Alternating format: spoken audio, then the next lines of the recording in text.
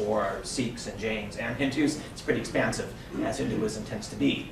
But Muslim personal law governs family law, divorce, marriage in India, and often, well not often, but can be used to discriminate against women. And there's a particular famous case, the Shabano case. Anyone here know the Shabano case?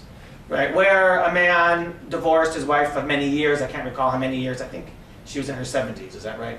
And he just said, "I divorced thee 3 times," and they were divorced. That was it. And she was destitute. This became a very big deal. As these things tend to happen, when the Indian court wanted to side with Shabano, the Muslim community had a strong reaction and got the Hindu-dominated legislature to, in fact, entrench these patriarchal rules for the community. In Israel, Muslim law, Jewish law, and Muslim law, and Christian law all control family law and are often used. I will use Muslim cases here because I'm concerned with victims of enduring injustice, but one can think of Jewish law too, of course, which is patriarchal. And then the last example I will touch upon is Native American communities, most of which are not patriarchal, but some of which are, and I will talk about it. So there's a strand in the literature, and I'm not gonna say too much about the arguments, people who argue against me on this, or people who I disagree with. But there is a strand in the literature, one of whom is Ayala Shachar up in Toronto, who you will see next year. Another one is Sarah Song at Berkeley. Another person is Nachshon Perez, who is an Israeli, who argue that the liberal state, and Susan Oken sometimes, the liberal state ought to, or has an obligation to enforce equal rights pretty much regardless. And part of my argument here is that the legitimacy of the liberal state to enforce its own conception of justice on historically oppressed communities is something I want to question. This is where the history comes in for me. Is that it's only by understanding the history do we understand that the legitimacy of the liberal state to do so, even if we agree with the sense of justice that it has, which I do, it does not mean it has a right to impose its sense of justice on these communities. All right, so let me move on. So one possible solution that one could talk about is the idea of exit. That as long as members can leave, liberals need not worry so much about the group's internal practices. And this is something, of course, that I do argue generally in Western democracies. If you do not like the Catholic Church, the fact that it's patriarchal, I don't think that's a political issue at all. You can just leave. You can criticize me on this about the difficulties of exit and all that kind of stuff, but I'll respond back to that. But the problem is that in these kinds of cases, I don't think exit really has the same kind of power or the same kind of solution. So the problem is that in Israel, you have to choose a religion. I mean, you can exit, but you can't. But if you're Muslim, then you have to choose Christianity or Judaism. I mean, the choices are very, very constrained. So it's not as if exit in India or in Israel is going to be the same kind of solution that it can be that it is in the Western democracies. You cannot leave the family law system.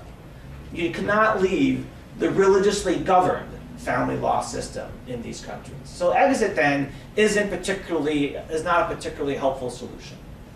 So what about exit for Native American communities? And there I think it's a little more ambiguous, but still not the same as in mainstream American society.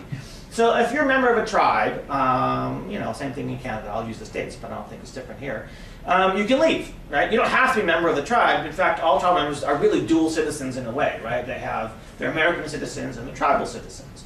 But leaving a tribe, I think, is still a little different because they are not just religious groups, but they are also political entities. They are something like semi-sovereign communities. And they are communities that are deeply enmeshed with the United States. I don't know the history as well in Canada. I suspect it's similar. You can teach me about this later on. So many tribes created constitutions in the 1930s, but they did so at the urging of the U.S. government. The U.S. government said, we want you to make these, we have constitutions, and so you should have constitutions. And these constitutions actually grant veto power to the Secretary of Interior. And membership rules, which I'll return to in the Native American case, were codified.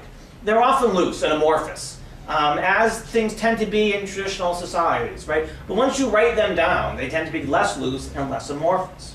And tribal membership today in the States is often sought after because of the federal benefits that come with membership. And some tribes, not many, some I don't want to overstate, but there's also casino wealth. Now, not all tribes are really rich, but some are. There's a few that are, in fact. And so this actually raises the stakes about membership because there's actually real financial gain to be had. Some tribes lobby the U.S. government, and so on and so forth. So it's not just, so Native American tribes are often religious groups, but they're often something else. They're not just religious groups. They're an odd hybrid of a variety of things. And so exit, I think, means something different for them than it does necessarily if you're Catholic or Jewish or Episcopalian. It's also true that there is deep state involvement in the construction and maintenance of personal laws for Indian and Israeli Muslims in different ways. So I'll just go over it very briefly. In India, the religious law governs family law, but it's state courts that interpret and impose the law. So if you're Muslim, if you have a disagreement with how the law is being interpreted, you go to court, and it may be a Hindu judge that's doing the interpreting, which is odd in a way, right? And you can think of implications of that. I'm not sure exactly. I think you can think of different contradictory implications. In Israel, it is members of your own religious group. It is Islamic judges or Jewish judges that interpret the law, but they're usually state appointed in a process of negotiation, of course. In different periods, Israel has been more aggressive about appointing certain judges at once, and then also less aggressive. So there is. But from my point of view, what's important is that the state is enmeshed in these family law systems. It's not a neutral party. It's not an outside party. And the problem is, I think, and the problem I want to address, is that current state involvement for Indian and Israeli Muslims is that it undermines the chance for internal reform. So any reform of personal law in these countries either has to come from the traditional male elites, okay, unlikely, or it has to come from the state, which is problematic in many regards. First of all, it's not clear the state wants to do this. There's no political gain it's going to get from doing it.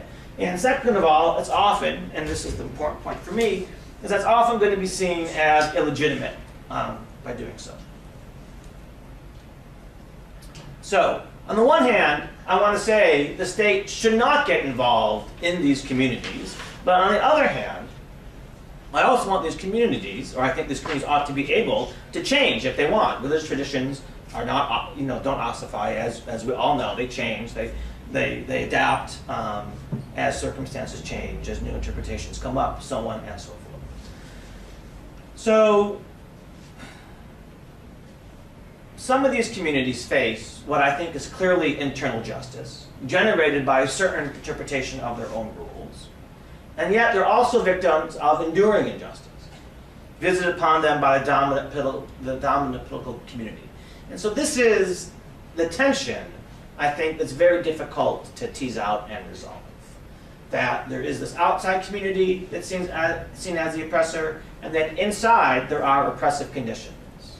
And so how can we get out of this dilemma? How can we allow internal reform in these communities without imposing it from the outside? Now, as I mentioned before, there are many of my interlocutors, many of my fellow political theorists are comfortable with having the liberal state imposing internal reform on these communities. And I think that's a mistake. I think it ignores the history. I think it ignores the idea of legitimacy. that they ignore the process of achieving agreed upon rules or a fair set of rules. So the way I want to get out of this dilemma is a bit open-ended. But what I want to do is I want to say that groups that are victims of enduring injustice and have their own rules, have legally sanctioned rules and autonomy, ought to have these rules established by the community as a whole, by democratically accountable representatives, accountable to their own community. Now, this does not insist that the rules they choose are liberal. It simply allows them to be. My argument does not mean that instead of guessing if the Muslim community supports the current formulation of Muslim law, of family law, is that we actually find out what the community wants to do, and that we also allow the community to change over time. Now, one obvious objection to this idea is that this is merely another imposition by the liberal state. That I'm arguing we should not impose our view of justice, but instead I'm opposing democracy, and why is that any better? And so I want to respond to this objection in several ways. First, and most powerfully, I think, I've already said the state is implicated in the decision-making rules of the community. It has no choice. It's already involved. The constitutions of Native American tribes are partly American creations. The rules governing personal laws in India and in Israel involve either state judges or judges appointed by the state. And these rules governing these communities are not necessarily, rooted, beyond the state, but they are partly a creation of the liberal state. So if the state is going to be involved in some way in the governing structure of these communities, my argument is the state ought to reduce its involvement, but ensure that the community as a whole is involved. And the community as a whole are making the decisions about the rules governing its family law. Now, the idea that, so when some of my Indian friends say to me, or have said to me, Jeff, it all sounds nice, but the women in our community will still appoint the same men to be in charge. And all I can say is that may be. And it also may be over time that they'll change their minds, that they won't, right? I mean, what you're doing is you're assuming that the current structures today will always be in place.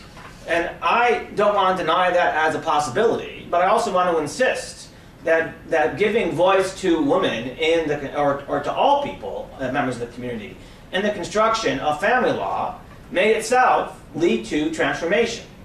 Now, we of course can't know this, and I'm not suggesting that that will happen. I just want to say that it seems to me plausible that it will happen. And so this is, in a sense, this is why my argument is open-ended. So now, another objection is to say that the only way you can oppose democracy is by having some standard of liberalism. Democracy and liberalism are not two separate strands, and the reason is this, is that if you're going to have a democracy, you're going to insist that all adult members have a right to vote. And right there you're talking about equality. Right there you're talking about equal rights. And right there we have the language of liberalism and liberal justice. And you began this talk talking about liberal justice as individual rights, and now, Jeff, look at you. You say you're opposing it, or you don't want to impose it, rather, but here you are sneaking it in the back door. So my response to that is that there will be some limited overlap. There will be a minimal set of rights if you're going to insist upon democracy, but it need not be a maximal set of rights. So one can have democracy with patriarchal family law. I think that's possible. My Indian friends tell me that's likely will happen, in fact. So I think you can have that. It's not what I hope for, but I think that may be what happened. One can have a democracy with different kind of judicial proceedings. And you can do other things that are non-liberal. So, for example, Native American tribes, I think, ought to have the power to outlaw alcohol sales or regulate alcohol sales to a much larger degree than we do in liberal democracies. So a democracy constraint does insist that a standard of individual rights be protected, but there is no reason to think that a minimal standard of liberal rights needs to completely coincide with liberal justice. Now, in case of Native Americans, the second reason to have democratically accountable representatives in charge is that tribes get a lot of money from the American state. And one of the things that we could say is that when